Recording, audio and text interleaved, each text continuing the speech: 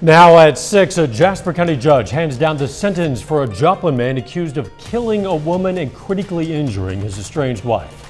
And a building collapse in Gerard, Kansas, has nearby business owners questioning safety and what could have been done to prevent it. The 4 states' most watched news starts now. A Joplin man gets life in prison for murder. This is KOAM News at 6. Last month, a jury convicted Stephen Thompson of killing Carissa Gerard and critically injuring his estranged wife, Christina Thompson. That was in 2015. Today, a Jasper County judge handed down Thompson's sentences. He gets life in prison without the possibility of parole for first-degree murder. Thompson also gets a total of 130 years on other charges to be served consecutively. It's been a wild decade, but we're seeing a glimpse of sunshine out there.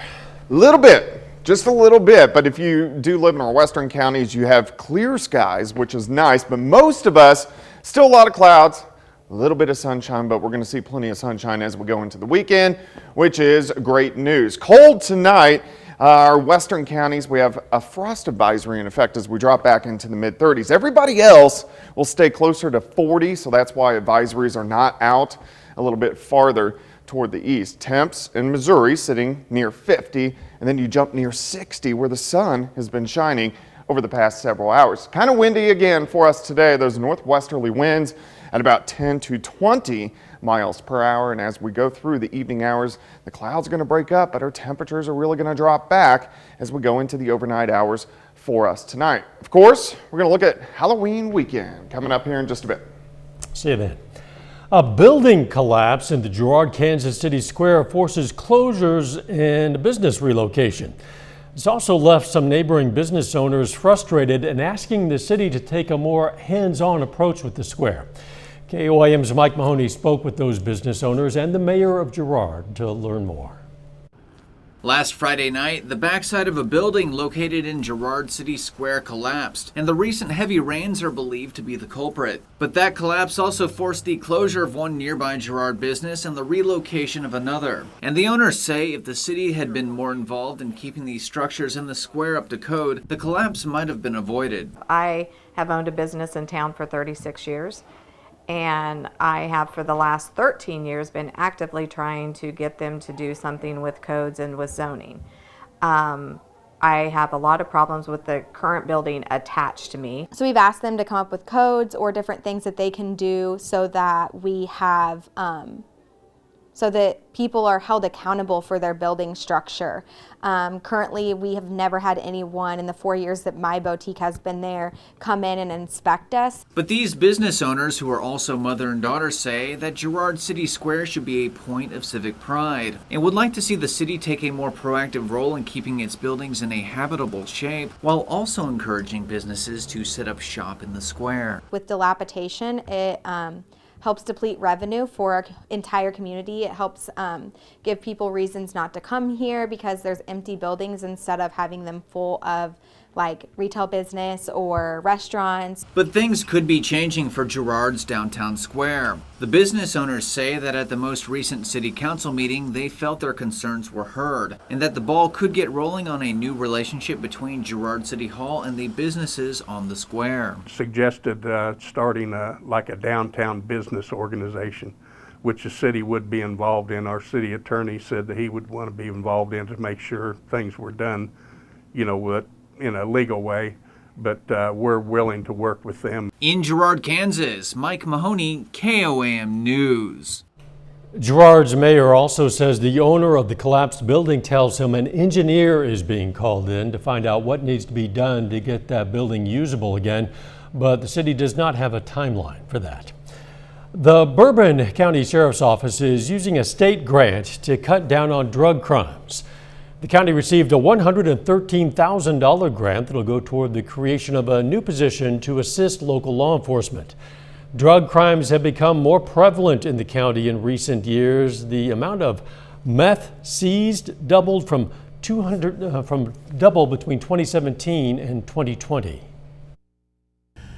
We don't have anybody set aside just to focus on drug activity, and that's what this these two new positions will do, is focus on the drug activity based on the intelligence that from law enforcement officers get, or from civilians, citizens out in the community that call and say, hey, I think we have something going on in our neighborhood. The grant was awarded by the Kansas Criminal Justice Coordinating Council. The Cherokee Nation has responded to the state of Oklahoma's request that the U.S. Supreme Court reverse its ruling that some tribal reservations were never disestablished. The tribe's response argues that the state gives no valid reason to revisit what is known as the McGirt decision. The justices ruled in July of 2020 that Oklahoma lacks jurisdiction over crimes committed on tribal reservations by or against tribal citizens. The ruling applies to 6 Oklahoma tribal reservations. The tribe says Congress, not the court, should determine tribal reservations. Governor Kevin Stitt says the issue is the biggest the state faces. Shoal Creek got some TLC today thanks to the work of volunteers. Folks worked along the creek's shore and in the water itself, making sure it stays trash-free for 4-state visitors to enjoy. We're all fishermen and kayakers, and we enjoy that, and we want to give back and clean things up because there is a huge amount of trash that gets dumped into the rivers and streams, and nobody likes that. The effort was put together by the Missouri Stream team. Still ahead, Joplin school officials celebrate the completion of construction at Kelsey Norman Elementary. And later, area media figures and city officials test their balance and their self-confidence in a run to raise awareness for breast cancer. Haunted houses, they're really popular this time of year, but the preparation that comes with putting them together actually starts before the previous year's season even ends. KOAM's Bronte Sorotsky is live at a haunted house in Carl Junction with more.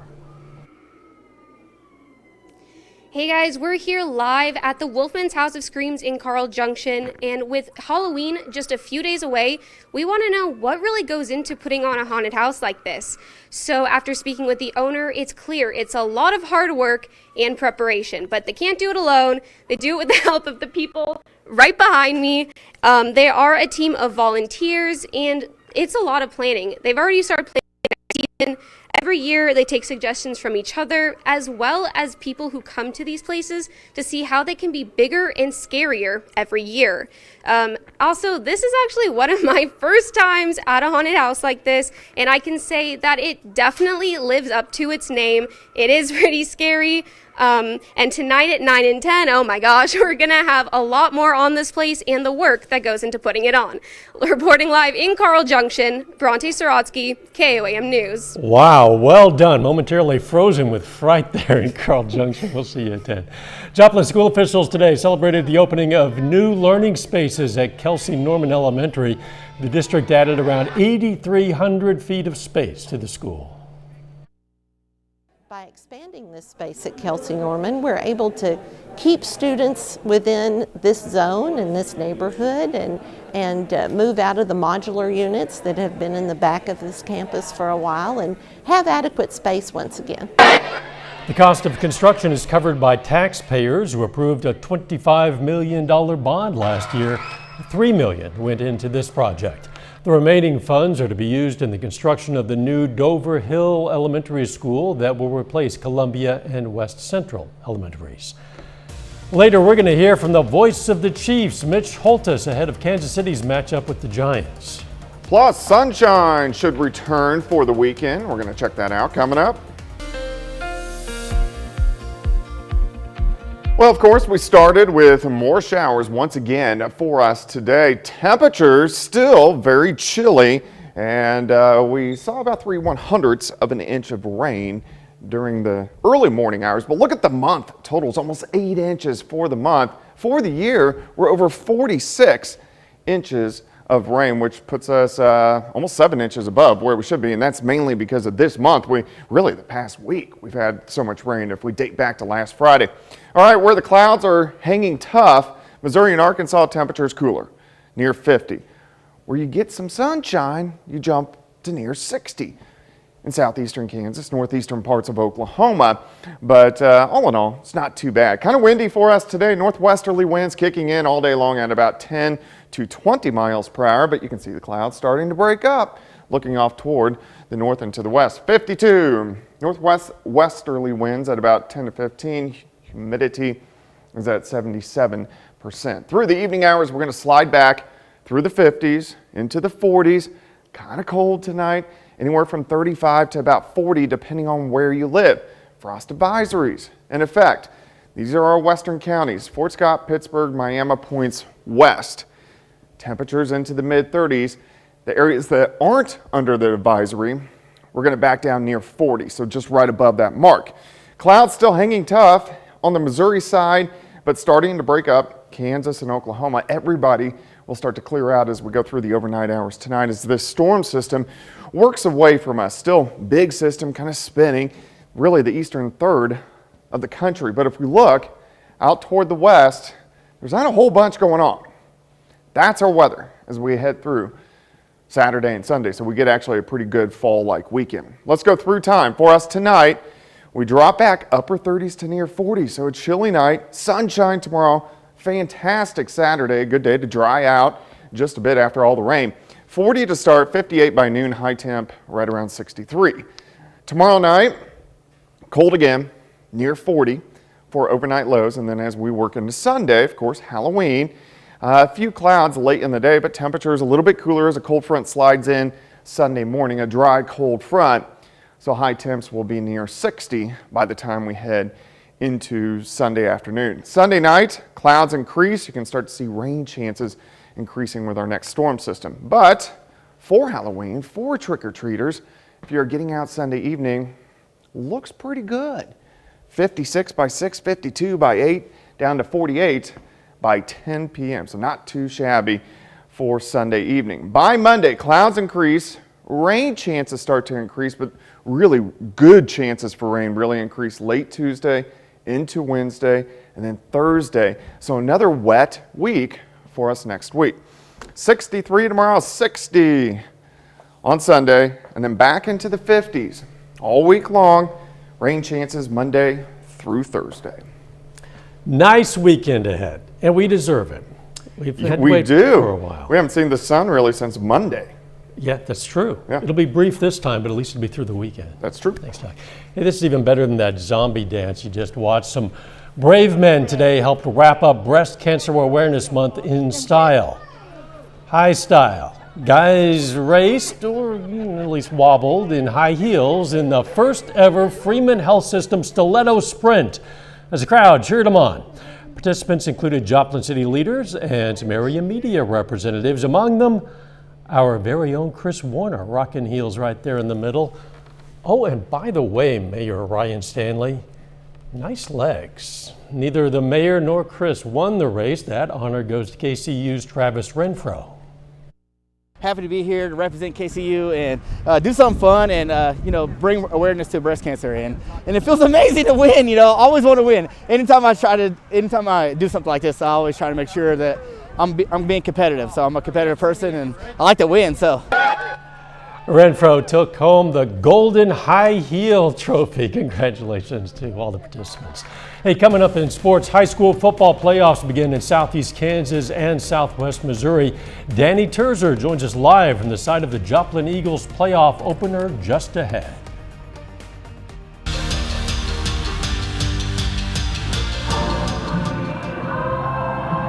Postseason football has arrived in the Class 6 District 3 tournament. The Joplin Eagles are hosting Lee's Summit this evening in the quarterfinal round. Head coach of the Joplin Eagles, Jasper, is joining me now to break this one down. Coach, just looking at the season as a whole, how has your team grown over the course of the season? Well, our goal is to each week get better, and I know that sounds cliche, but honestly, when we approach each week, there are certain things specifically, obviously, we want to get better at, but our goal each week is to get a little bit better. I feel like for the most part, we've done that. You've led Joplin to a few district championships, 2018, 2019. Looking at the group you have this year, why do they have what it takes to get it done? Well, I think we're pretty deep. We've got, as far as in years past, we've had some really good players. I think depth-wise, this has been our deepest year. In terms of tonight's matchup, Lee Summit, like I said, what can we kind of expect from these two teams going head-to-head? Well, they're a spread team too, but they'll run a ton of different formations, and then they'll hop in and out of a couple different defenses. So we need to be able to recognize what we're facing and know what we want to do against it. How have preparations been going this week so far, both on the field and with the team's mindset? I think we're in a good spot. Everybody's out here and warming up, with the right frame of mind. Awesome. Thank you so much, Coach. Thank you very much. Thank you. Joplin and Lee Summit kicks off at 7 o'clock tonight. We'll have the highlights on 4 State Friday night at 10. The Pittsburgh Purple Dragons also have a home game tonight in the first round of the 5A playoffs. The Purple Dragons host the Casey Turner Golden Bears at 7 o'clock. Pittsburgh is 5-3 coming into the night, and they've won 4 of their last 5 games. The Kansas City Chiefs are 3-4 through their first 7 games of the year. They lost on the road against the Tennessee Titans last week, 27-3. This week, they're back at home, back on prime time against the New York Giants on Monday night. And as always, we'll hear from the voice of the Chiefs, Mitch Holtis, on this week's Minute with Mitch.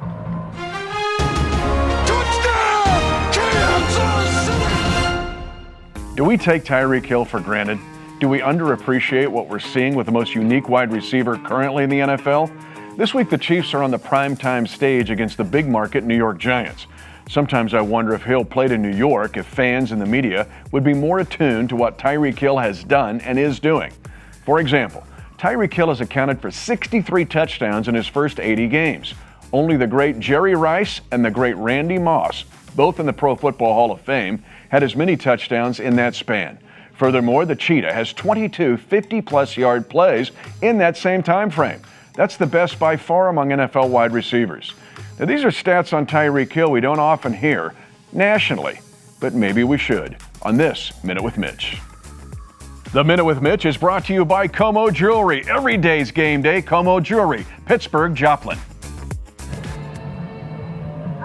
Monday night's game is at 7:20 at Arrowhead in Kansas City. The Chiefs are 9.5-point favorites. That's a look at sports. Be sure to tune in to 4 State Friday night at 10. We'll have high school football highlights and scores from all across the area. We're back after this.